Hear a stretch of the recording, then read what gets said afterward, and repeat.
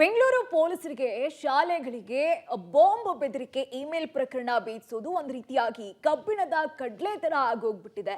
ಅದೊಂದು ಕಂಪನಿಯ ಸೋರ್ಸ್ ಮೇಲೆ ಡಿಪೆಂಡ್ ಆಗಿದ್ದಂತಹ ಪೊಲೀಸ್ ಇಲಾಖೆಗೆ ಕಂಪನಿ ಕೊಟ್ಟಿರುವಂತಹ ಉತ್ತರ ನಿರಾಸೆ ತರಿಸಿದೆ.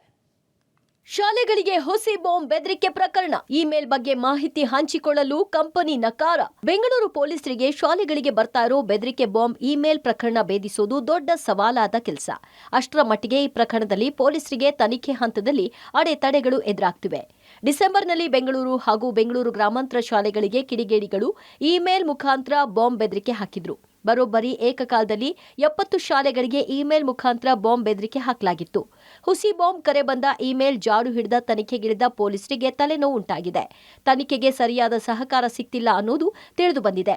ಪೊಲೀಸರು ಬಾಂಬ್ ಬೆದರಿಕೆ ಇಮೇಲ್ ಕೇಸ್ ತನಿಖೆ ಮಾಡುವ ವೇಳೆ ವಿಪಿಎನ್ ಹಾಗೂ ಐಪಿ ಅಡ್ರೆಸ್ ಅನ್ನ ಪತ್ತೆ ಮಾಡಿದ್ರು. ಬಳಿಕ ಟೆಕ್ನಿಕಲ್ ಎವಿಡೆನ್ಸ್ ಆಧರಿಸಿ ಇಂಟರ್ಪೋಲ್ಗೆ ಪತ್ರ ಬರೆದಿದ್ರು. ಮಾಹಿತಿ ಆಧರಿಸಿ ಇಂಟರ್ಪೋಲ್ ಮೇಲ್ ಕಂಪನಿಗೆ ಮಾಹಿತಿ ನೀಡಲು ನೋಟಿಸ್ ನೀಡಿತ್ತು. ಆದರೆ ಇಮೇಲ್ ಕಂಪನಿ ಬೆದರಿಕೆ ಬಂದಿರುವ ಇಮೇಲ್ ಐಡಿಗಳ ಬಗ್ಗೆ ಮಾಹಿತಿ ಹಂಚಿಕೊಳ್ಳಲು ನಿರಾಕರಿಸಿದೆ ಅಂತ ಪೊಲೀಸ್ ಮೂಲಗಳು ತಿಳಿಸಿವೆ. 2022ರಲ್ಲೂ ಶಾಲೆಗಳಿಗೆ ಇಮೇಲ್ ಮೂಲಕ ಬೆದರಿಕೆ ಬಂದಾಗಲೂ ಕೂಡ ಮಾಹಿತಿ ನೀಡುವಂತೆ ನೋಟಿಸ್ ನೀಡಲಾಗಿತ್ತು. ಆಗಲೂ ಸರಿಯಾದ ಮಾಹಿತಿ ಕಂಪನಿ ನೀಡಿರಲಿಲ್ಲ. ಹಾಗಾಗಿ 22 ಕಂಪನಿ ಇತ್ಯರ್ಥ ಆಗಿಯೇ ಇಲ್ಲ. ಈ ರೀತಿಯಾಗಿರೋ ವೈಫಲ್ಯಗಳನ್ನೇ ಬಂಡವಾಳ ಮಾಡಿಕೊಂಡು ಕಿಡಿಗೇಡಿಗಳು ಮುಂದಿನ ದಿನಗಳಲ್ಲಿ ಮತ್ತಷ್ಟು ಶಾಲೆಗಳಿಗೆ ಬೆದರಿಕೆ ಕರೆ ಮಾಡಬಹುದು ಅನ್ನೋ ಆತಂಕ ಮನೆ ಮಾಡಿದೆ. Nagesh Gangenahalli, crime bureau, public TV, Bengaluru.